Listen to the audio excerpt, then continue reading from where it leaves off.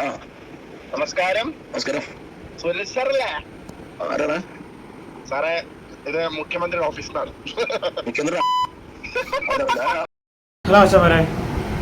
അപ്പം Olivia designs Adoor, Sooraj Palakkaran, കടൽ മച്ചാൻ, ഈ ഒരു സബ്ജക്റ്റാണ് ഇപ്പം സോഷ്യൽ മീഡിയയിൽ മൊത്തത്തിൽ വൈറലായിട്ട് ഓടിക്കൊണ്ടിരിക്കുന്നത്. ഒലിവിയ ഡിസൈൻസ് എന്ന് പറഞ്ഞ ഒരു നാറിയ സ്ഥാപനം, അത് നടത്തിക്കൊണ്ടിരുന്ന, അതിൻ്റെ പേര് ഇപ്പോൾ എല്ലാവരും കേട്ട് തഴമ്പിച്ചാണ്, ഞാൻ പേര് പറയുന്നില്ല, എനിക്ക് താല്പര്യമില്ല.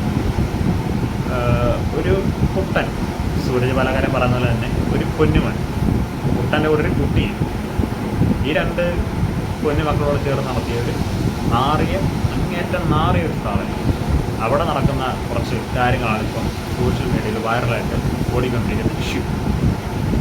അവിടെ വർക്ക് ചെയ്തിരുന്ന പെൺകുട്ടികൾ, ഒരുപാട് പെൺകുട്ടികൾ അവിടെ വർക്ക് ചെയ്തു, അവരനുഭവിച്ച കുറേ പ്രശ്നങ്ങളും കാര്യങ്ങളും. ഹൈ സാലറി 20,000 രൂപ എന്നൊക്കെ പറഞ്ഞ് ഹൈ സാലറി പറഞ്ഞ് ജോലിക്കെടുത്തിട്ട് പല കട്ടിങ്ങും ഷേവിങ്ങും പല കാര്യങ്ങൾ ബോണ്ടും എഗ്രിമെൻ്റ് എന്നൊക്കെ പറഞ്ഞ് പല രീതിയിൽ കട്ട് ചെയ്ത് വളരെ തുച്ഛമായ ശമ്പളം കൊടുത്ത് ജോലി ചെയ്യിച്ചിരുന്ന കുറേ പെൺകുട്ടികൾ. ചില സമയത്ത് ആഹാരം പോലും കഴിക്കാതെ ഫുഡ് മുറിച്ച് കൊടുക്കുന്നതൊക്കെ നമ്മൾ പറയത്തില്ലേ, എന്ന് പറഞ്ഞ പോലെ ബുദ്ധിമുട്ടിയാണ് അവരവിടെ വർക്ക് ചെയ്തിരുന്നത്. പല മാസങ്ങളിലെ ശമ്പളം പോലും കൊടുക്കാതിരുന്ന അവസ്ഥയൊക്കെ ഉണ്ടായിരുന്നു. അപ്പം പറയാൻ വേറെ മാർഗ്ഗമില്ല, ആൾക്കാരോടും കംപ്ലയിൻറ്റ് ചെയ്യാനും നിവൃത്തിയില്ല. കാരണം കാശിൻ്റെയും സ്വാധീനത്തിൻ്റെയും ബലം കൊണ്ട്, ഒരു പവർ കൊണ്ട് എല്ലാം ഇത്ര നാളും സ്മൂത്തായിട്ട് പോയിക്കൊണ്ടിരുന്നു ഒലിവിയ ഡിസൈൻസ് എന്ന ആ ഒരു സ്ഥാപനം.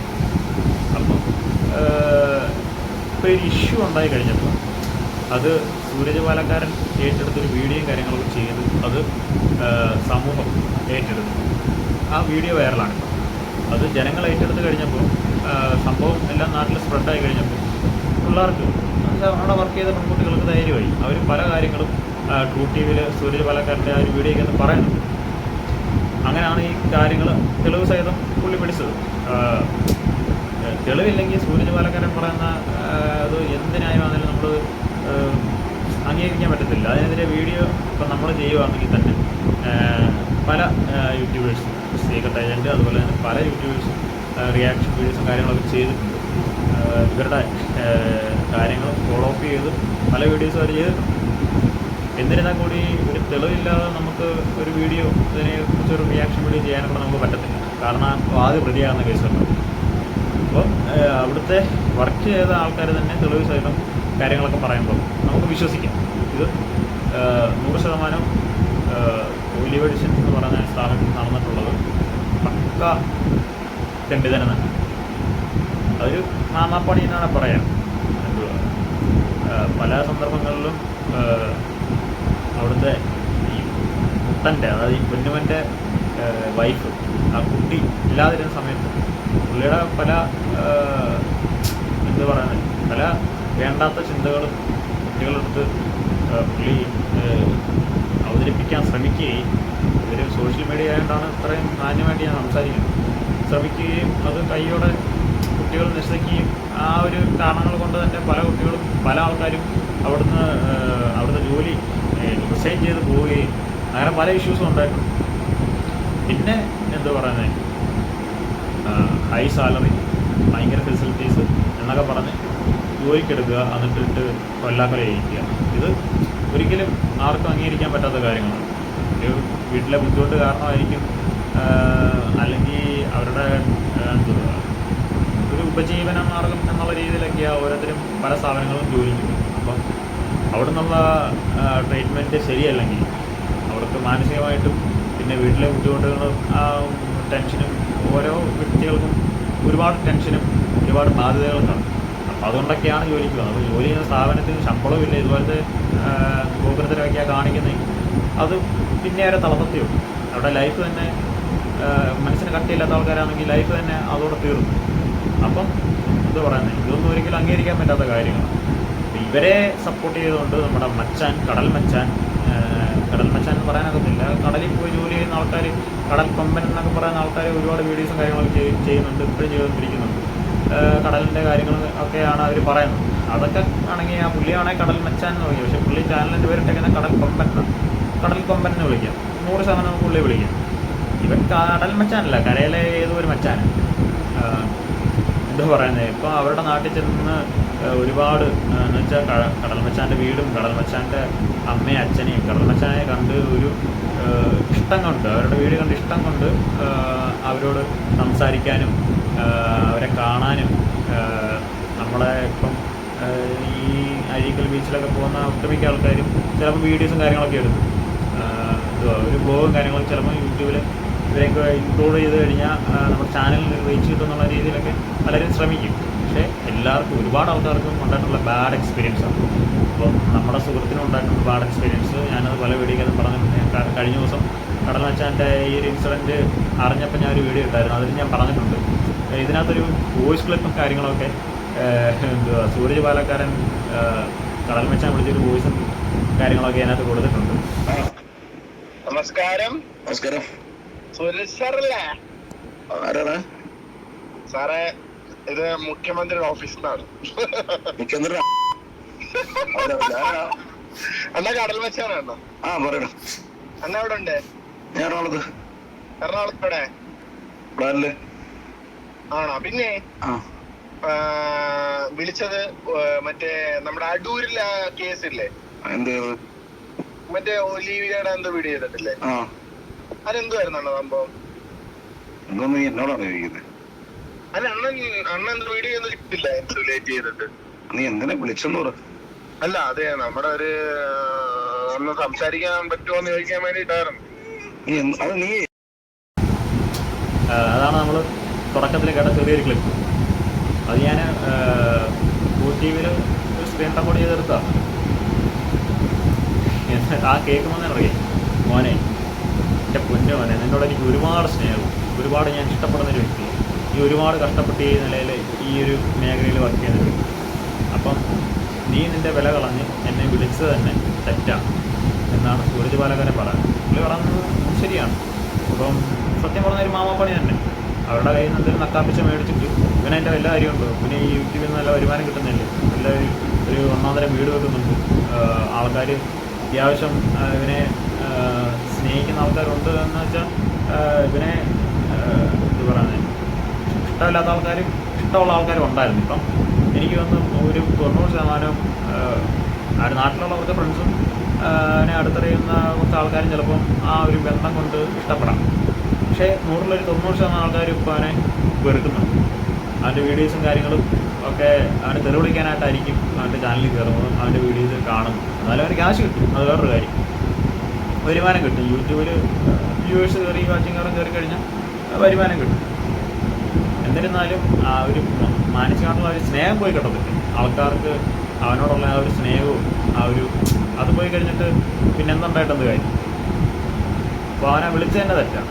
സൂരജ് പാലക്കാരൻ അതാ പറയുന്നത്, മോനെ നീ എന്നെ വിളിച്ചതന്നെ തെറ്റാണ്. എനിക്ക് ഒരുപാട് ഇഷ്ടമുള്ളൊരു വ്യക്തിയാണ് നീ. സൂരജ് പാലക്കാരൻ പറയുന്നത് വലിയ ആത്മബന്ധമൊന്നുമില്ല, ജസ്റ്റ് എവിടെ വെച്ച് കണ്ടപ്പം ഇങ്ങോട്ട് വന്ന് പരിചയപ്പെട്ട ഒരു ബന്ധം മാത്രമേ ഉള്ളൂ. എന്നിരുന്നാലും ആ ഒരു ബന്ധമുണ്ടല്ലോ, എവിടെയെങ്കിലും വെച്ച് കണ്ടു കഴിഞ്ഞാൽ ഒന്ന് ചിരിച്ച് സംസാരിക്കുക, സ്നേഹത്തോടെ സംസാരിക്കുക, ഒന്ന് തോളത്ത് കൈയിട്ട് ആ ഒരു ഇതുണ്ടല്ലോ, ആ ഒരു ഫ്രണ്ട്ഷിപ്പ് ഉണ്ടല്ലോ. അപ്പോൾ നമ്മൾ ഒരു വ്യക്തിയെ ഒരു തവണ കണ്ടിട്ടേ ഉള്ളതിലും നമ്മുടെ പെരുമാറ്റം നല്ലതാണെങ്കിൽ പിന്നീട് കാണുമ്പോഴും ആ വ്യക്തിയെ സ്നേഹം കാണും. ആ സ്നേഹം കളയാൻ എന്നാണ് സൂരജ് പാലക്കാരൻ പറഞ്ഞത്.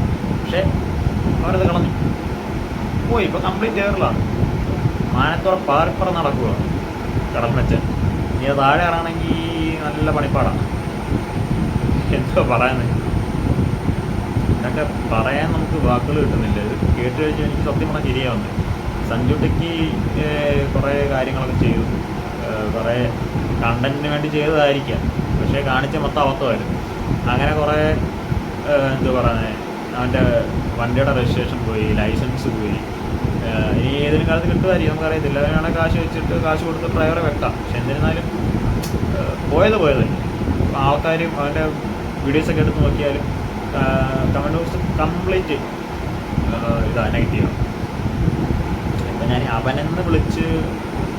ഒരാളെ അവനെന്ന് വിളിച്ച് സംബോധന ചെയ്യുന്നത് ചിലപ്പം എന്താ പറയുന്നത്, മര്യാദ കുറവ് കൊടുക്കുന്നു എന്നൊക്കെ ചിലപ്പം ചിലർക്ക് തോന്നാതിരിക്കും. പക്ഷേ എന്താ പറയുന്നത്, ഞാൻ അദ്ദേഹം അങ്ങനെ വിളിക്കാൻ എനിക്ക് തോന്നുന്നില്ല. കാരണം അമ്മാതിരി പോകരുതല്ലോ. സഞ്ജു പുള്ളിയുടെ കാര്യം എന്തുവാ, പുള്ളി ആ ഒരു സ്പിരിറ്റിലെ എടുക്കത്തുള്ളത് എൻ്റെ ഒരു ഇതാണ്. അതുകൊണ്ടാണ് പറഞ്ഞത് കടൽ മച്ചാൻ അമ്മാതിരി പോകൃത്തരവ് കാണിച്ചത്. അവർക്ക് വേണ്ടി സംസാരിക്കാൻ വിളിക്കേണ്ട കാര്യമില്ലായിരുന്നു. ആ പെൺകുട്ടികൾക്ക് വേണ്ടി വിളിച്ച് എന്തെങ്കിലും പറഞ്ഞായിരുന്നെങ്കിൽ അത് നമുക്ക് അംഗീകരിക്കായിരുന്നു.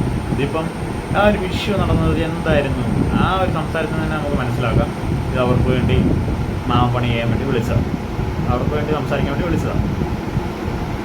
ഇങ്ങനെ നാറിയ പണികൾ കാണിക്കുന്ന ആൾക്കാരെ അവരുടെ വഴിക്ക് വിട്ടേക്കണം. അവർക്ക് സമൂഹം കൊടുക്കുന്നത് എന്തുവാണേലും എന്ത് പറയുന്നത് അവരനുഭവിക്കേണ്ടത് അനുഭവിക്കണം. ഈ ഇമാതിരി പോകൃതരം കാണിച്ച് ഇത്രയും പെൺകുട്ടികളുടെ ലൈഫും തൊലച്ച് ഇമാതിരി ചട്ടത്തരം കാണിക്കുന്ന ആൾക്കാർ അത് കിട്ടാനുള്ളത് കിട്ടണം.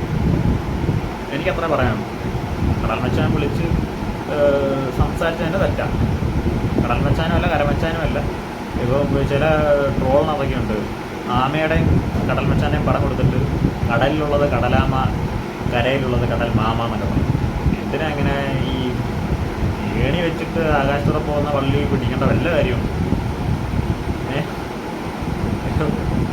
പല ഇപ്പോൾ നമ്മളൊരു സ്ഥാപനത്തിന് ജോലിക്ക് കയറുമ്പോഴാണെങ്കിലും ബോണ്ടും കാര്യങ്ങളൊക്കെ ഉണ്ട്. അത് ഇത്ര വർഷം സ്ഥിരമായിട്ട് ആ സ്റ്റാഫിനെ കിട്ടാൻ വേണ്ടി അവർ ചെയ്യുന്ന ഒരു എഗ്രിമെൻറ്റാണ്.